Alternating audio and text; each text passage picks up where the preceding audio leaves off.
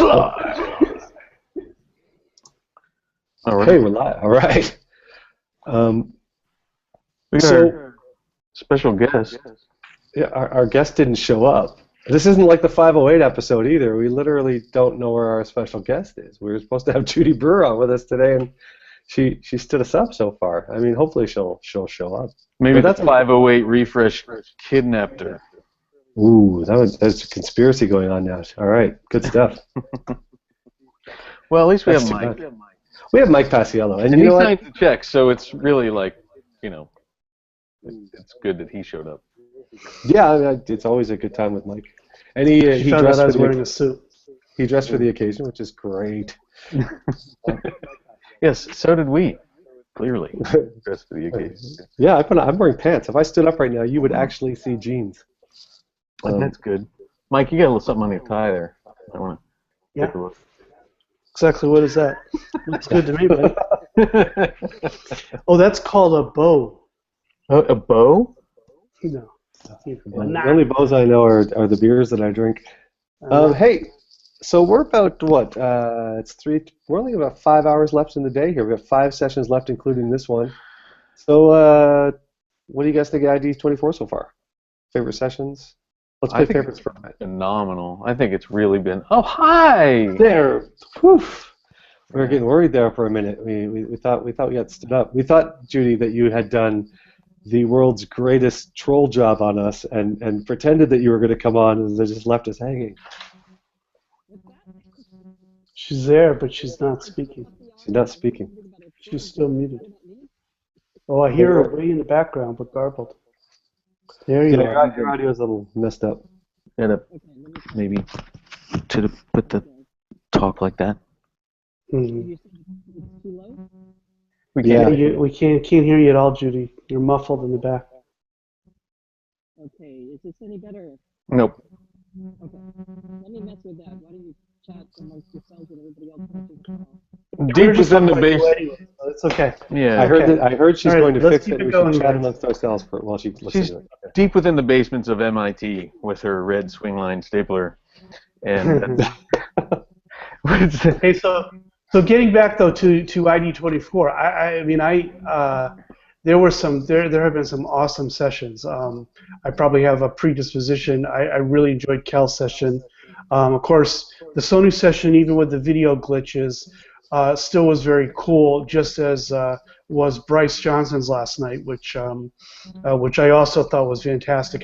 The whole fact that we've had a nice gaming accessibility flavor to this year's ID24, we haven't done it in the past, and we still have Ian Hamilton come up. I think it was really important. Yeah, absolutely, and I think that the viewer numbers have been great this year, consistent all throughout the whole thing. The variety of talks, the quality of the talks has been just phenomenal, and I'm really happy about how things have turned out. So. Yeah, I got to be honest. I haven't. I mean, I'm a gamer myself. I didn't know that much about what was out there for accessible gaming, and hearing Bryce's talk last night was amazing. Just seeing some of the features that are built into Xbox. I mean, me and a lot of other people just didn't know existed. And then seeing this stuff that Naughty Dog's been doing today with Uncharted 4 is just phenomenal. Like I said earlier, like some of the features they've added will make gaming easier for a lot of people, not just those with disabilities. But what they're doing for those with disabilities is amazing. I think there was one part of the video where one of the gamers said that. They said, in the video game, I'm not in this chair anymore. I'm jumping around, I'm shooting, I'm doing all this really cool stuff. So I thought that was fantastic, and it's really cool. So, by the way, hey, there you are. Good. Yeah, happy Global Accessibility Awareness Day. Thank you. We can hear you now. Yeah. Adjusted something over here. That's good. That's good. All right. So happy to join you. All right. So So back in March at a little camp that we all go to called CSUN. Little small gathering of 5,000-6,000 people. Karl and I gave this crazy little talk called Why WCAG. Yeah. And we discussed like issues developers had with sort of parsing info from the doc. It was, fairly well received. And after that, Judy actually came up to us, and I think you had the quote of the event, Judy, which was, I'll let you say it. It sounds better Yeah, when you well, say it. actually, that was before the event ended. And by the way, you had compliments on a really nice turnout in your session. So I think what I was saying was, it's really hard to make a technical standard entertaining, and it's important to happen because we want, and you guys managed to do that very well. So, it's really important that people know about and use the Web Content Accessibility Guidelines because it's critical for removing barriers for people with disabilities when we're using the web. And so, every way to get the message out there, we appreciate. Well, Yeah, and we like to, I think we've mentioned this before to people that that have gone to our talks or have talked to us like after that we really want to try to make accessibility accessible, and that was also, I think, probably why we wanted to have you on here, because you are somebody who represents the organization that creates all these standards, right? And so, I mean, there's this resource that everybody has to go to. It's W3 Schools, and it's very What's that, Karl? What's that? You talking about W3C? Oh, that's the one. That's oh. All right, that sounds more familiar. We had to. Yeah, we promised we would only say that once. But I do want to ask you, in all seriousness, that's got to be annoying, right? The fact that the two are so similar, and then when someone searches for something, that's the first thing that shows up. Like, it annoys me. I know that much. I think it does in some, perhaps in some search engines. I think if you search for Web Accessibility Initiative, you'll land on a ton of good resources about web accessibility, including the standards such as WCAG, the Web Content Accessibility Guidelines, and also other standards we've done, such as like the authoring tool accessibility guidelines and stuff. So it may be that the safe bet is to search for WAI for WAY. You can throw W3C in there too, but we don't get too annoyed about any of that though. And you lead the way. Was that on purpose? Did you guys create that? So I'm the director of the WAY, and we have and just incredibly huge and diverse community that comes and helps us build things, and contributes ideas and helps build consensus approaches to things, and that turns into some useful resources out there, and we welcome everybody to come and join into that. Is consensus overrated? Well, I think consensus is one of those things that's sort of sometimes hard to get at in life, and particularly when you have a group of like passionate advocates for accessibility, and you have different people thinking like, I know the right way to do it, and it's like, well, that person thinks they know the right way to do it, and then you have to sometimes work hard to get people listening to each other carefully, and some people who've been working on stuff for a long time may think like, oh, we figured it out, but it's still important to really hear the kind of feedback we're getting from people who are newer to the area. One of the things we try to do is to try to make sure there's representation from different parts of the community, so different stakeholders in a way, and sometimes those communities may not have talked as directly with each other before, and so that's sort of a learning process at first. But there are people who are using this stuff to develop websites. There are people who are using this stuff to evaluate whether websites conform.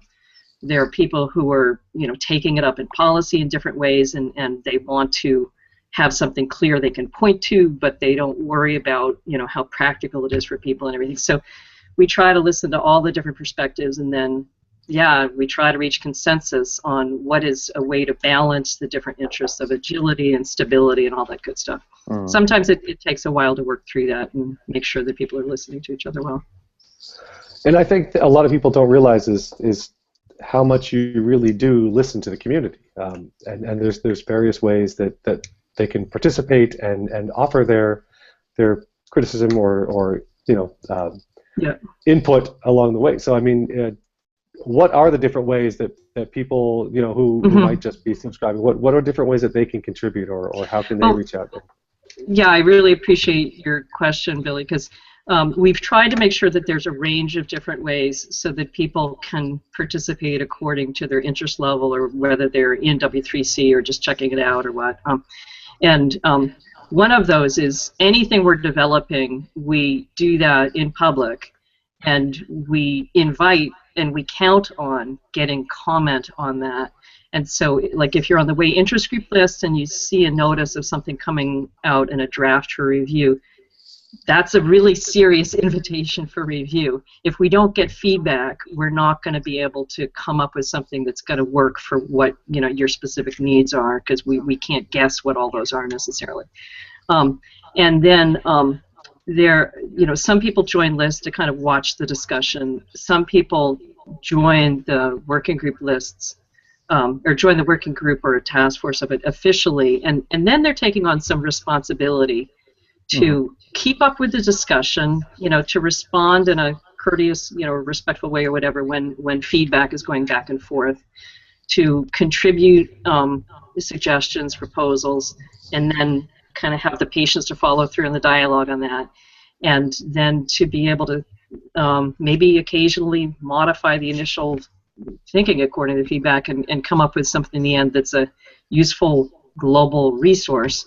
And then on some of our work, like the authoring tool accessibility guidelines or the user agent accessibility guidelines, we're looking for very specific help implementing things. And on the testing work, we're doing that too. There was some other thought I had on that I want to come back to in a minute, but we try to make sure there's a range of ways to participate. And what you can do, you can go to any particular working group page we have, look at the section that says how to participate, and there'll be staff contact there. If you have questions, you can weigh in there.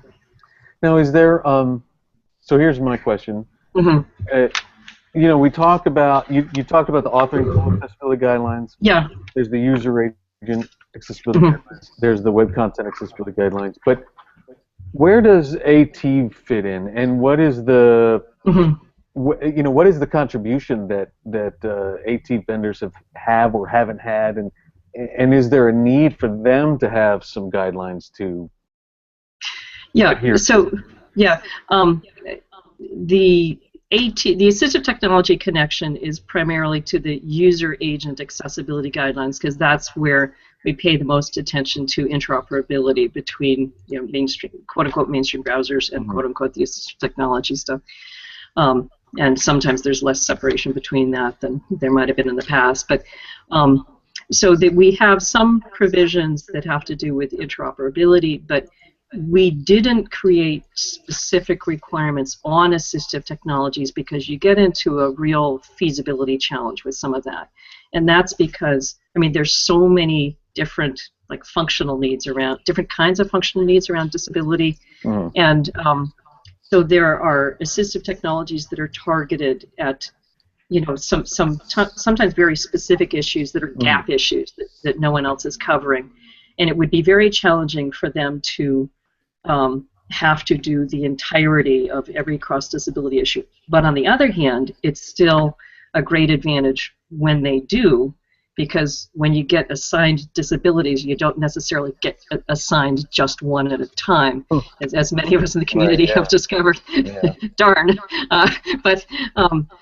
So we do give some attention to that, but it wasn't as primary a thing that we were trying to address as we did with the user agent accessibility guidelines. But by the way, a lot of people, one of the myths about our work, I think, is a lot of the people don't realize that the user agent accessibility guidelines were completed as a W3C note, not a standard. But the thing that was missing was full, completely tested implementation information. But we actually found that it was pretty broadly implemented on a feature-by-feature basis, just not all in one browser. Right. And we continue to hear from the disability community very strongly that people can't get enough of the comprehensive baseline accessibility in any one browser right now.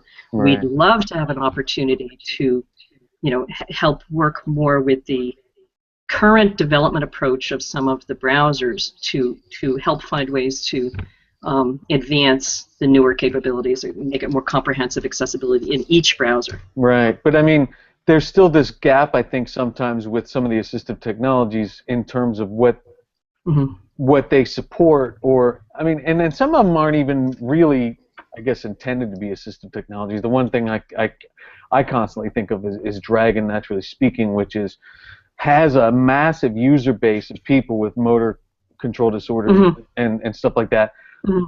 But they've only recently started to be supporting some ARIA stuff, or some stuff that I view as regressions within VoiceOver that have happened recently.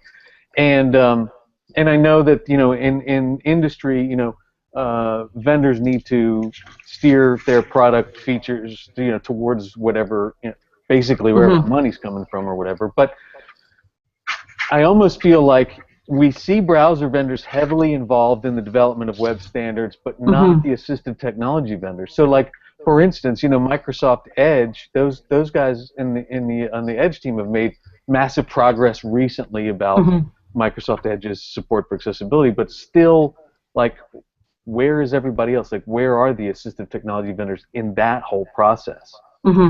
Yeah, I think it's a really good question. I think some of that, from my perspective, has to do with the economics or the business model. A lot of assistive technology developers are relatively smaller businesses, and so they have a real challenge supporting accessibility on multiple platforms when there's not a common API. We've gotten a number of requests to get more involved in helping support development of a kind of intermediate level API between some of the, you know, mainstream browser stuff and some of the assistive technology, and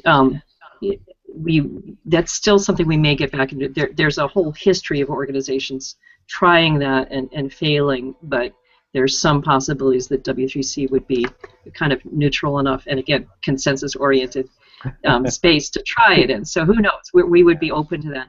But I think there's small and medium-sized companies, and there could be more engagement. What you're saying about speech recognition, yeah, there's huge opportunities to get that even more accessible. And speech recognition is used by people with a lot of different kinds of disabilities, you know, including dyslexia and stuff, as well as motor difficulties. We've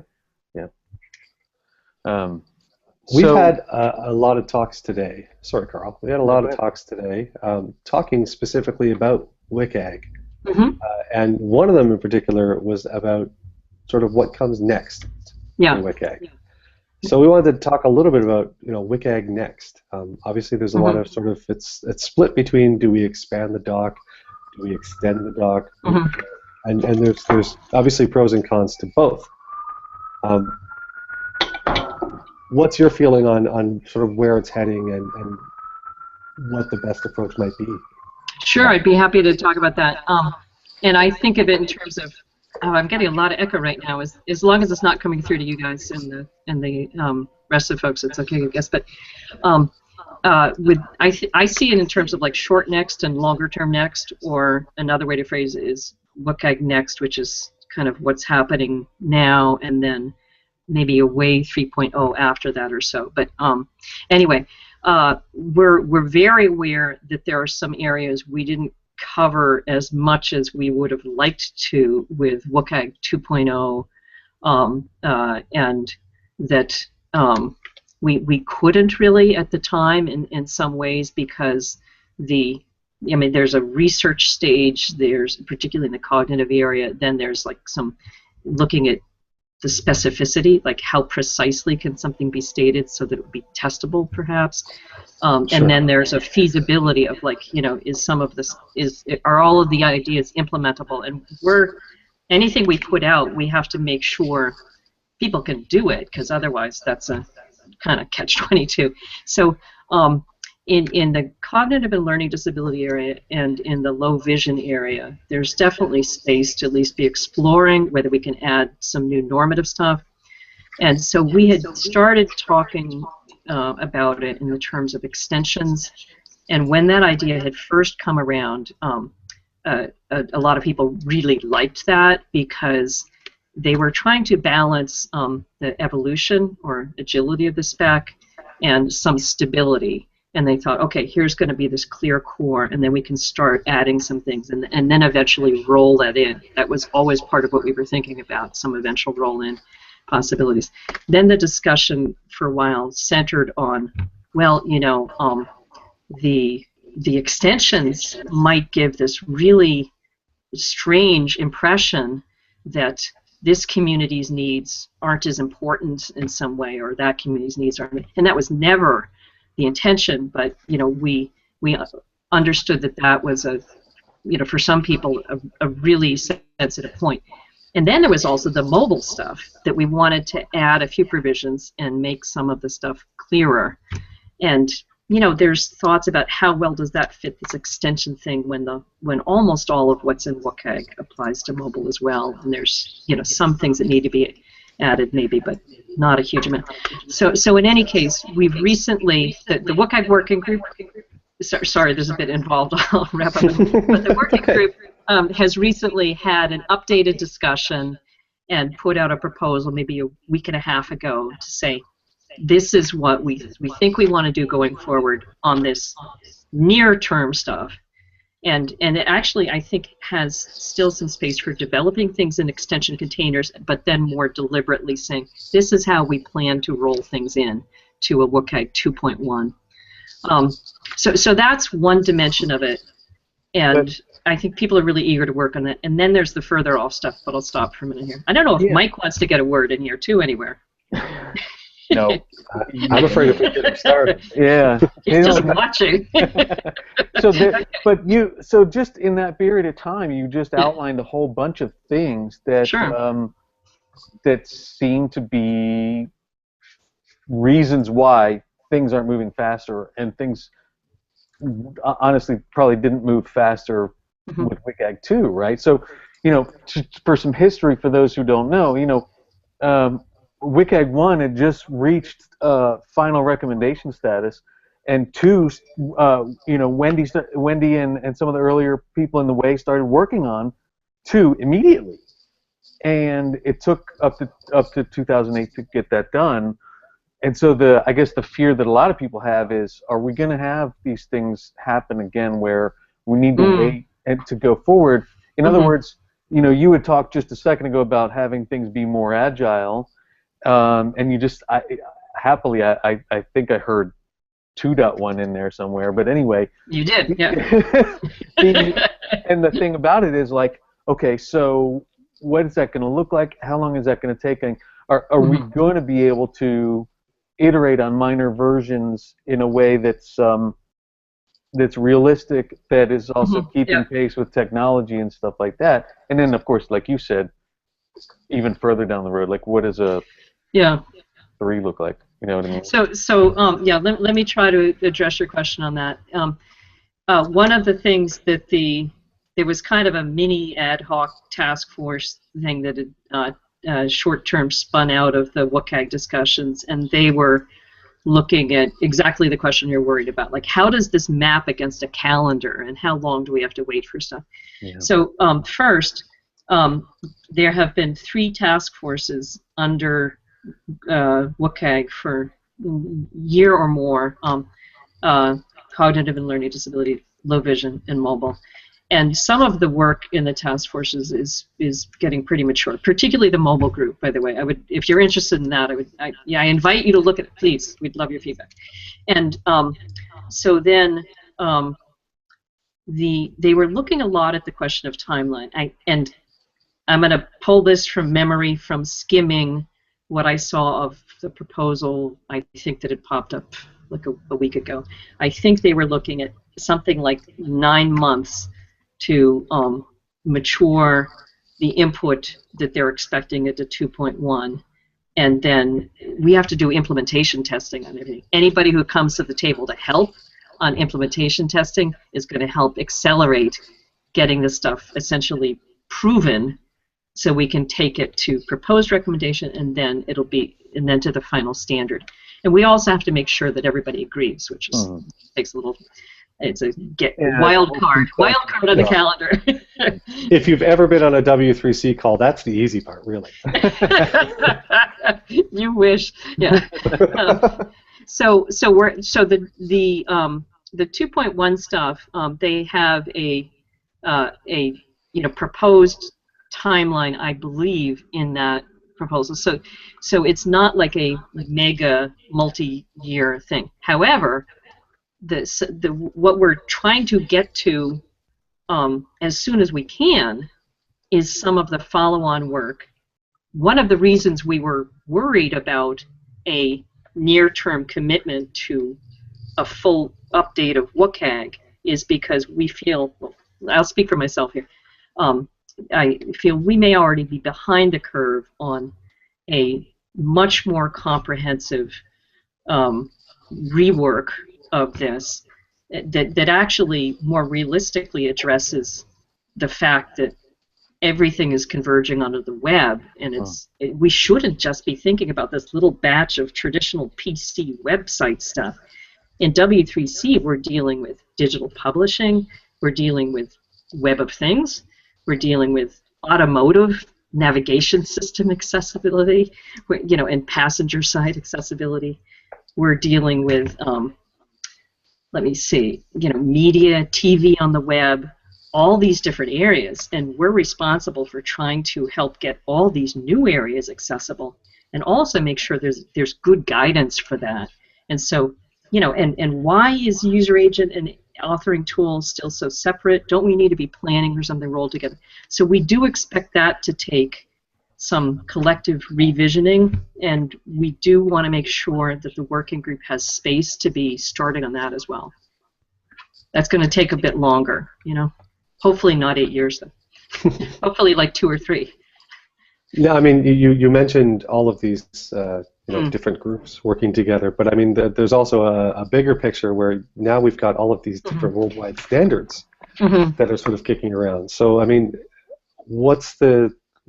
how do we plan on sort of harmonizing them at some point, or is there a talk of how we can sort of get sort of a global harmonization going for all these standards and sort of operate under one umbrella instead of all over the place? Well, we're pretty encouraged, actually, at what the uptake has been, and I'm not sure if you're talking about technical standards right now or policy uptake of technical standards. Billy, let me sure. Let's fix internet across the board. But yeah, I was thinking more the technical standards I see. Okay. So there are technical standards that are popping up in different areas on specific pieces of technology, but sometimes we're having people come along and saying we would have confidence in the approach being used at W3C. I don't know if you noticed a week or so ago there was an announcement of a potential merger between the International Digital Publishing Forum, IDPF, and W3C. The two organizations have been collaborating for several years now on a few interest groups and working groups, and it's been going pretty well. And the digital publishing area has an incredible accessibility community, and EPUB work is heavily based on the very strong accessibility portions of W3C standards. So they're actually, there's an exploration. It's not definite yet, but we're looking at them coming into W3C and collaborating directly with us internally. And a number of other areas have actually said that they're choosing to develop their standards under W3C. It's a great opportunity for the accessibility work to say, how can we help? Because the expectation, both from people with disabilities and sometimes organizations that set requirements and stuff, is, hey, this technology stuff should work for people with disabilities too. And we want to have a voluntary consensus standard, that we can count on. So what are you, at a high level, what are the, circling back to the Internet of Things and the web payments and the Internet on TV, like what is the activity there that the way is directly involved in? So the way we would usually work on something like that is a lot of work at W3C gets incubated now in community groups first, and then they'll narrow down what their specific proposal is, and then you get something like a payments interest group or payments working group or whatever. And what we try to do is we have one working group. We have a lot of working groups in WAY, so there's a flavor for anybody who wants to join and help out. So one of our groups is sort of the geekier one, the geekiest one or whatever, is a group of people, the Accessible Platform Architecture Group, and they constantly are looking across every technology being developed at W3C, and they're saying, is there an accessibility barrier? Is there an accessibility opportunity? Are there specific issues? They raise those to the group then, and then sometimes they'll try to get a liaison who has kind of dual expertise, like really well grounded in accessibility and really well grounded in payments. Mm-hmm. There's not a lot of folks who have that dual expertise, but there are some. Right. Yeah. And it's like you look at Katie Harito Shea is one person who has both of the backgrounds, and so she's been a wonderful liaison into the payments area. Mm-hmm. And ideally, we try to get a few people who can help specify user requirements. Right. It's like tedious stuff to do, but it's critical, because then the working group folks that like in the TV and web, they were like, what do you mean accessibility? And we were like, oh, let's develop use cases. And we developed the use cases. They were like, oh, this is incredible. We'd love to tackle this. Gotcha. Yeah. Now that's sorry to get excited about this. That's good though. Oh, that's good. That's really good. Because I think that those user stories really are going to help inform the evolution of the standard. I mean, just going back to like sort of the agile stuff from traditional software development is the the user story lines up the tasks, and so if you don't have a user story, then you don't really and for one, you're not actually meeting your users' requirements if you don't have a user story that you can describe well. And from an accessibility perspective, those accessibility features are never going to make it in if we don't have a user that we're trying to target for that. So that's really cool. But so if we go back to WCAG for a moment and talk about because one of the things that sort of brought, I guess, this session together, at least on Bill and I's side, was first it was like, oh wow, we really actually didn't make Judy mad. It's like, we have to nurture this relationship. Exactly. Like we can really, drive that one home and really make friends. But the other thing was that we have had, there have been heated conversations in the Twitterverse about statements that we made specifically around the length of WCAG, not just the standard. Of course, we know we know that the normative portion is 61 success criteria, and they're not going anywhere anytime soon. But there's constant work going on techniques and improving techniques, rewording techniques. I know for instance that after our presentation, Eric Eggert tried ruining our presentation by one of our best slides. Too. One of our best slides was on the conflict between two general techniques, and Eric was like, "Oh yeah," and so I will fix this. We will pull the rug out from under Karl and Bill. But so in terms of like the resources, like what, we know the APG is working on some stuff that are proof of concept code samples. What else is going on? Especially listening to you talk throughout the most of this portion, I'm getting a sense that that you guys could use some more resources. Sure, absolutely, yeah. So what can people do? I wasn't sure where your actual question was going, so I'm sitting over here scribbling notes on about 7 different things that you just said.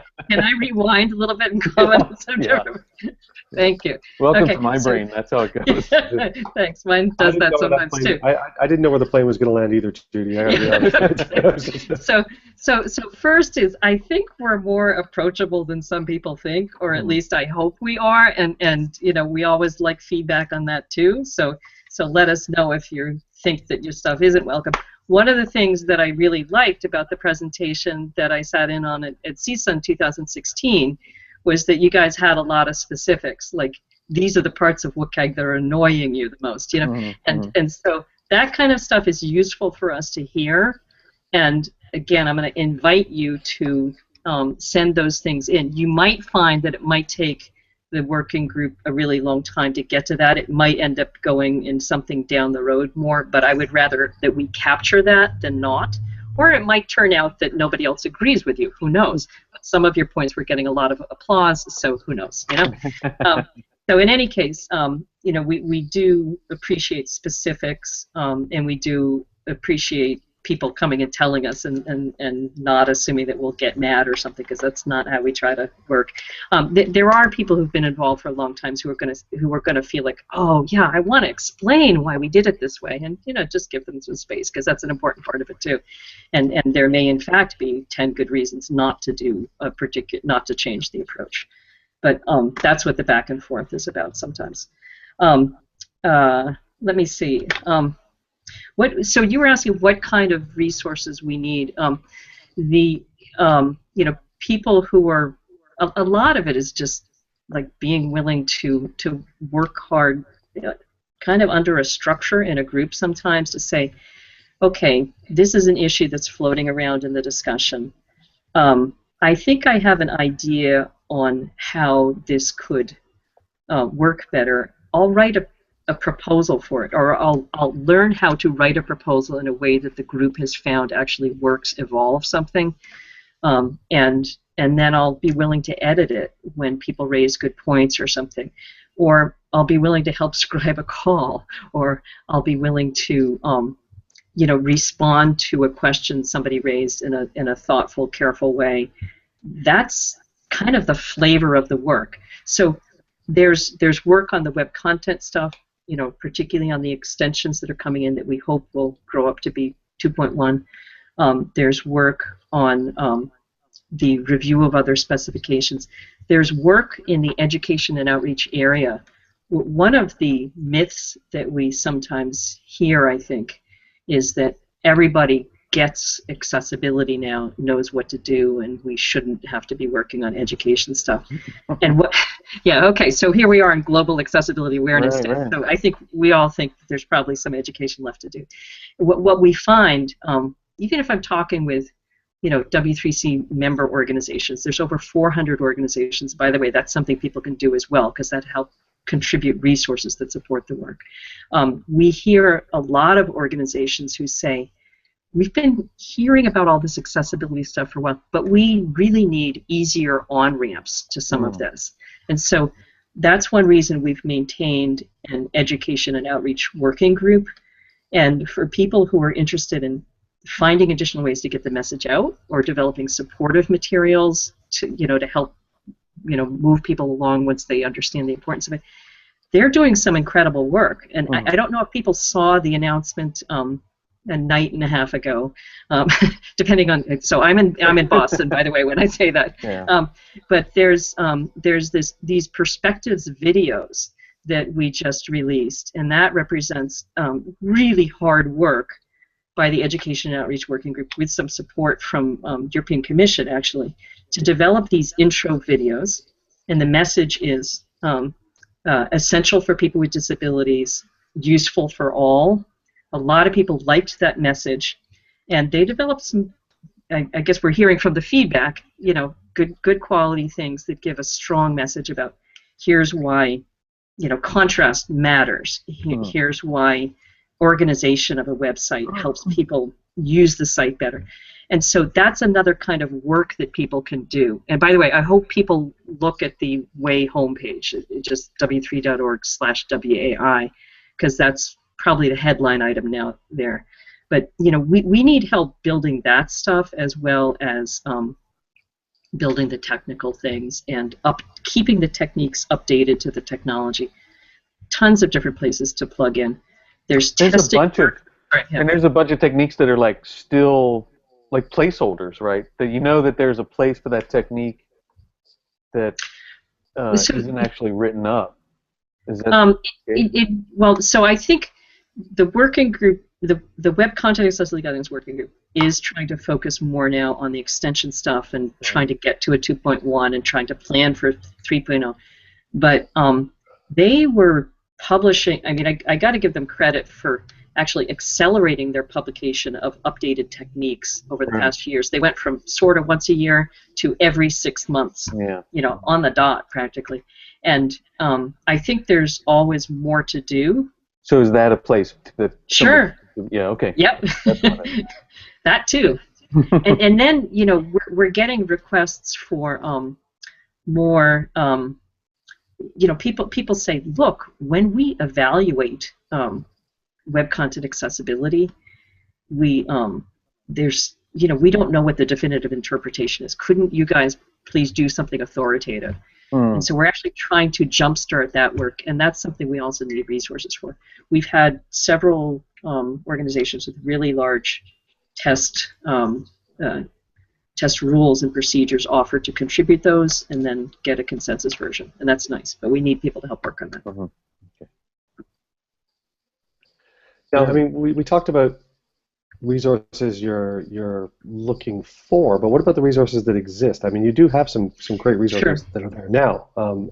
EasyChecks is, I think, one that has sort of been popping up a little bit lately, and maybe you could talk a little bit about that and the resources that are there now to help someone sort of parse WCAG and navigate through it.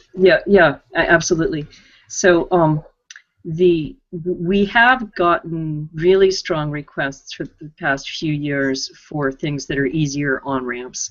And so one of those is the EasyChecks that you're mentioning.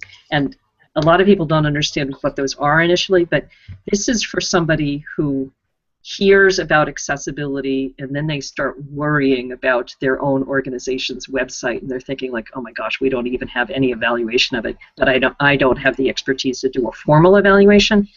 And so EasyChecks is sort of walking you through, here's a trick you can do with your browser to find out if the headers are marked right, or, you know, here's a trick to find if our stuff is resizable. So I definitely recommend that.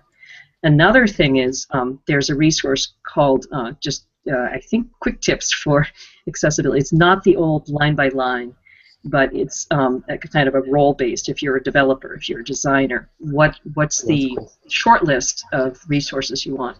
And a lot of people, we've gotten very nice feedback about that. So I think we're hitting some spot there. What is oh, sorry, I didn't mean to interrupt there. What is the one that Eric? What's the one that Eric Eggert was just working on that you can sort of filter WCAG and Yeah, so that's the one I was going to talk about. Oh, so this is one of my favorite ones, actually. So I don't know how many people had been using the old how to meet WCAG 2, a quick customizable reference for blah, blah, blah. It had a really long name, too. So we just completely changed the interface for that. So it's much friendlier. And so what it allows you to do is to go in and much more easily find the parts of WCAG that you need and to link to all the supporting pieces for that. And so that's one of the things that Eric Eggert was working on, and I think it came out pretty nicely. And that's the feedback we're getting. It did for sure. Karl and I gave the Why WCAG talk actually at Accessing Higher Ground last November. Yeah. And then so we did the same talk that you saw, so it was, you know what it was like. And then the next day I sat through and watched Sean and Sharon talk about that tool, and I'm like, I feel so bad for giving the WCAG talk now because this tool is actually really great. So yeah, it was it was such a dick moment, but yeah. So you're going to do a follow-up presentation now and just say we were all wrong, right? No, just kidding. Yeah. No, we'll just fight about this. Just kidding. No, sorry, Karl, what? I said we'll just find new stuff to poke at. That's all. Yeah, there you go. Yeah, that keeps us on our toes. We need that, you know. It's been we've been on this for about 45 minutes now, so I'm sure that Twitter's just filled with complaints about WCAG. We can just focus on those. We'll be able to mine it for new things to work because we were getting so bored because we thought we'd taken care of it all already.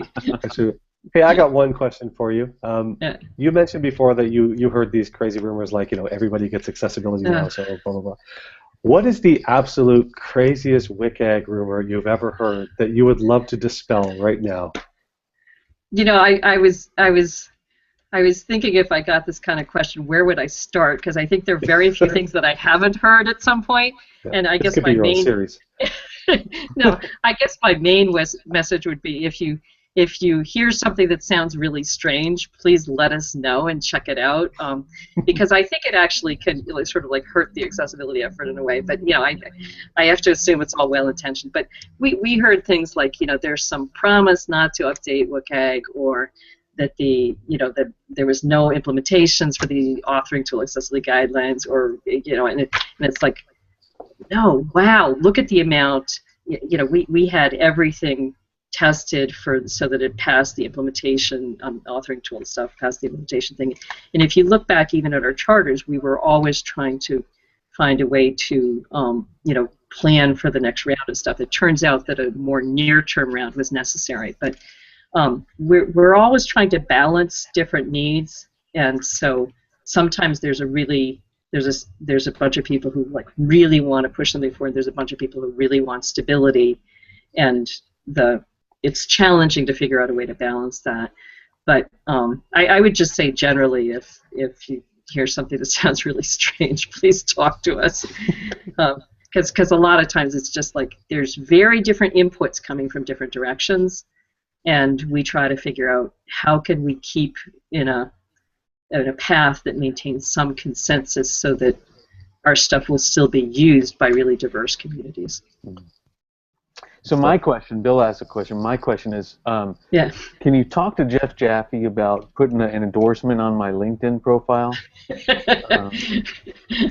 I can pass along the request to him, but actually, like, we can't say a lot about either individual organizations or individuals because we have this vendor neutral. Yeah. But I'm just trying to look out. Just looking out for me in case Mike actually fires us for one of these VNL things. Karl, I'm a little offended because just this morning I gave you LinkedIn recommendations for Apache and VRML. So I don't know what more I can do for you, man. Well, I see Mike sitting there in the background with a big grin on his face. I don't think you're at any big risk right now. He's here to make sure we don't screw up. I have a feeling this was less of a hangout, more of an employee review. This was our employee review, Karl. I think.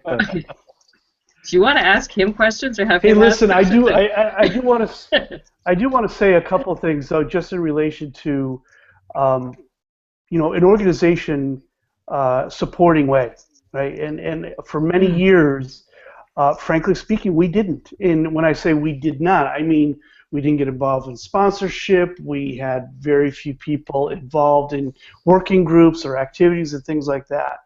But a couple of years ago, strategically, we realized that we needed to put a stake in the ground somewhere, and we had 2 or 3 different alternatives, in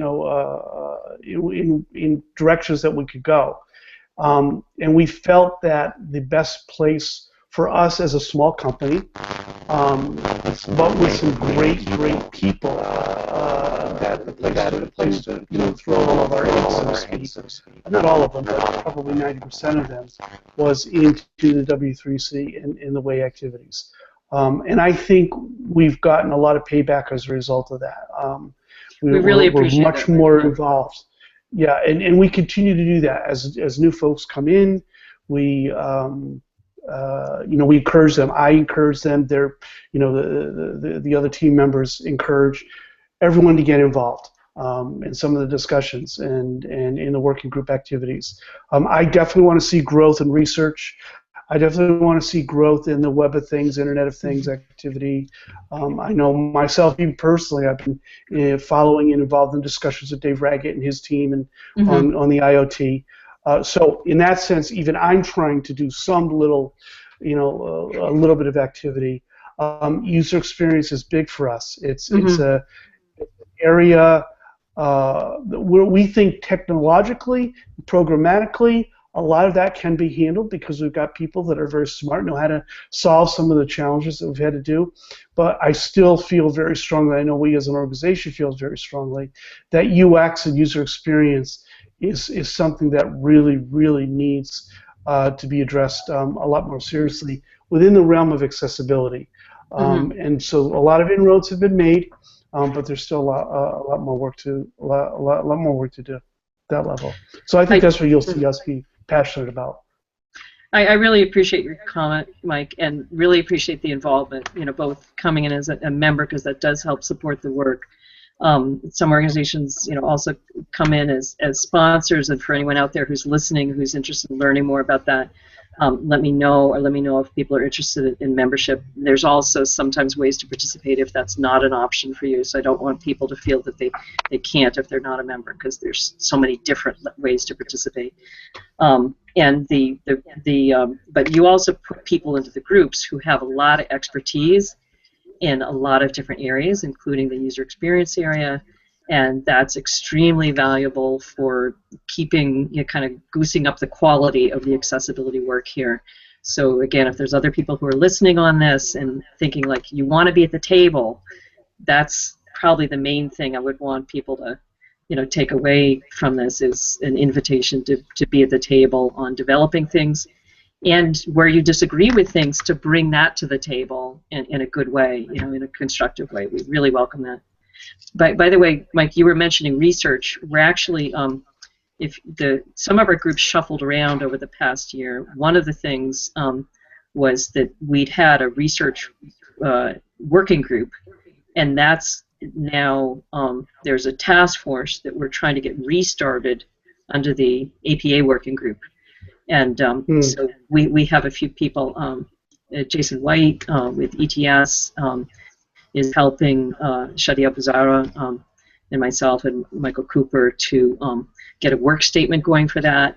And then we're going to be looking for participants, for people who want to take technical questions coming out of the APA group that's surveying all the different areas that Billy and Karl were also referring to, and saying, what are the research, what are the accessibility questions? Some of those have research questions we need to look at, sometimes quickly.